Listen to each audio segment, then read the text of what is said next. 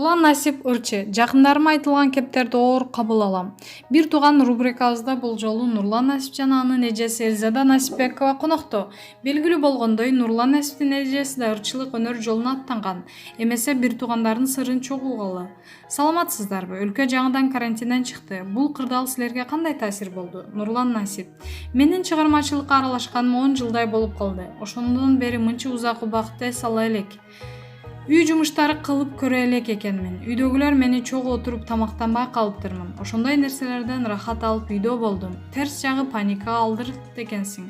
Элзада Насипбекова: мен карантинде атамдардын үйүнө бара албай калган убакыт болду. 2 жолу араң барып келдик. Үйдө балам менен онлайн сабак окуп убакыт өткөрдүк. Элзада, ырдап чыгып калышың эниң Нурлан Насиптин салымы болдубу? Ырчы болоюн деген максатым жок эле. Бирок адамда бир жашыруун каалоолор болот го. Ичимден мен да ыр жаздырып, үнүмдү угуп көрсөм деген ниет турчу. Мурун комуз черчүмүн, аны таштап койгом. Нурлан ыр жаздырып көрбөйсүзбү деп калды. Анда деле ырчы болуп кетейин деген жаздырган эмесмин. Жакындарыбыздын тою болуп, ошого жаздырып көрөйүнчү дегем. Үнүмдү түшүргөндөн кийин Нурлан жакшы ырдаптырсыз. Ушул ырга клип тартып коелу деди. Тойду ырдап калдым. Анан соц тармактар ырдап чыктыңбы деп сурай башташты. Ошентип башталып кетти. Мамлекеттик мекемеде мектепте иштеп, шоу чөйрөдөн алыс болчумун. Нурлан Насип: өзүм шоу чөйрөдө жүрүп, көп эле ыр жаздырып сын угуп бышып калганмын. Бир тууганың ыр жаздырып, элге таанылып жазса башкача толкунда болот экен. Бир жагынан коркосуң, карындашым да музыкалык окуу жайында окуп ырчы болом деп жатканда токтотуп койгон элем. Үйдөгүлөрдөн мен да ырдайын, кыз киши кыйын деп ой болгон. Эжем музыкалык сабаты бар, аспаптарда ойнойт, буйруса жакшы эле.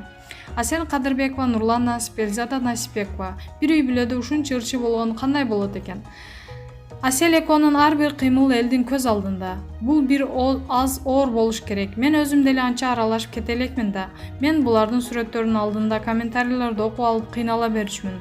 Азыр көнүп калдым. Нурлан, эмне окуп жатасыз? Окубай эле коюңуз дечү. Азыр мен апамдарга ошентип үйрөтүп калдым.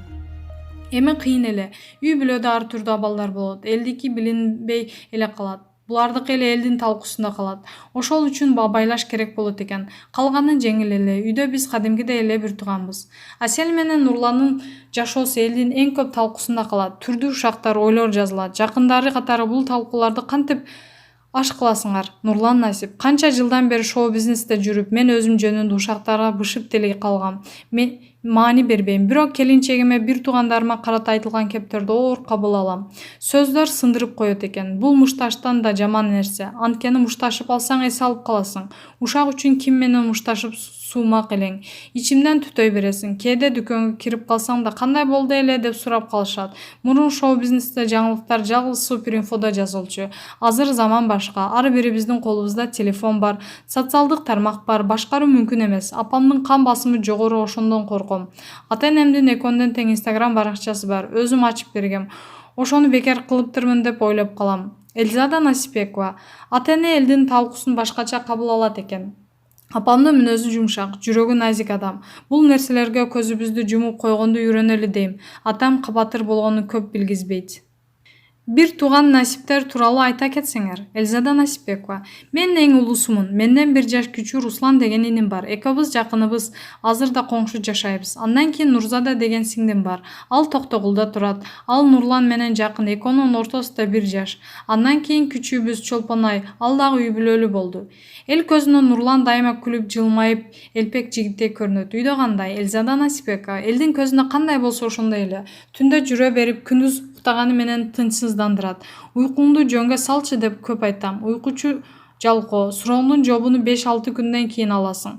Нурлан Насип: башында айтып кеткендей, мен чарчап калыптырмын. Бирок карантин болсо аны деле билбей жүрөк бермейт окшойм. Телефондун коңгуроо келсе заркаранып, өзүмчө эле кызым менен болгум келип калыптыр. Көп учурда телефонду өчүрүп коем. Социалдык тармактардан алыстап, көп кирген жокмун. Чачымды да алдырдым. Эл талкууга алып жатып калышты. Ушундан көрө бир хитр жазсам, эл ошону талкууласа болмок. Элзада, эми сиздин жеке жашооңузга келсек. Жеке жашоомо келсек, балам экөөбүз жашайбыз. Турмушка чыгып, балам 2 жашка чыкканда жолдошум каза болуп калган.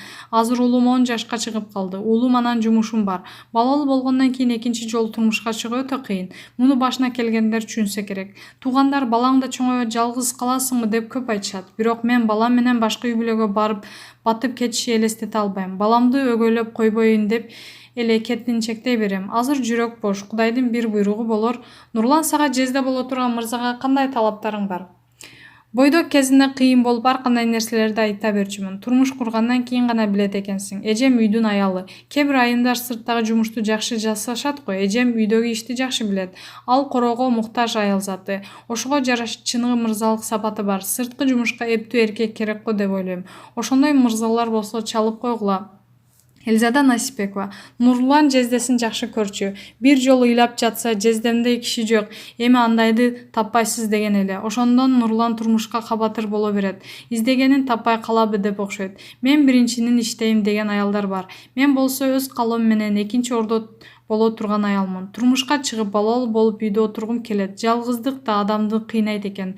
Жолдошумдун каза болгонуна 9 жыл болду. Азыр деле анын менен жашоомдо орду бар. Башың булутка жетип турса да өзүңдүн адамың менен жашаган жакшы.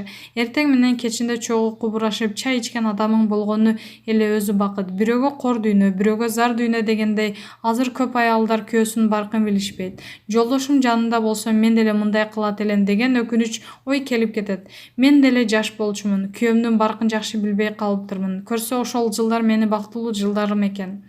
Буйруса өзүңдүн теңиңди таап бактылуу жубай болосуң. Чыгармачылыкты баштап алдың. Бул үй бүлө курушуңа жолтоо болбойбу? Мен да ырчы болуп кетем деген деле план жок. Хобби катары эле ыр жаздырып койгом. Эл эмнегедир жакшы кабыл алды. Шыктанып калдым. Анан клип тарттырдык. Нурлан менин жан дүйнөмдү жакшы түшүнөт. Ошого жараша жакшы ыр болуп калса ырдайм деп жүрөм. Бирок сахнага чыгып ырдап ырчы болуп кетем деген ой жок. Ким билет эми эртең эмне болуп кетерин. Бир туугандарым маеңерге рахмат. Ишиңиздерге ийгилик болсун. Маалымат булагы Супер Чекит KG. Белгилүү ырчы Анжелика жаңы үй чабуулдарга себеп болдубу? Деги бул интернет колдонуучу дегендериң ушакка жакын калк болот экен. Эми ошондой ушактын чордонуна Анжеликанын жаңы сатып алган чоң үйү айланды. Эмнеге көпчүлүктөр бирөөнүн чөнтөгүн изилдеп, акчасын санаганды жакшы көрөт? Жакында эле Анжелика жаңы сатып алган тамдын сүрөтүн чыгарды эле, дароо ага каршы чабуулдар башталды. Андай акчаны кайдан тапмак эле? Бай эркектер менен калтыңдап жүрүп алды да, деген өңдүү ачуу сөздөрүн жадырып киришти. Ал Турсун Божомол менен тамдын басын да атап жиберишти. Алардын ою боюнча бул келишимди там 170 000 210 000 АКШ долларынын тегерегинде имиш. Чын эле Анжелика айым башкалардан сулуураак болуп, мыкты телепрограмма жасаганы үчүн күнөөлүү эмес да. Соц тармактарда андай миллион катталуучу жыйнагандар да аз. Биз болсо Анжеликага эч кандай ушактарга көңүл бурбай, чыгармачылыгыңды ийгиликтүү уланта бер демекчибиз. Маалымат булагы Аргумент Чекит KG.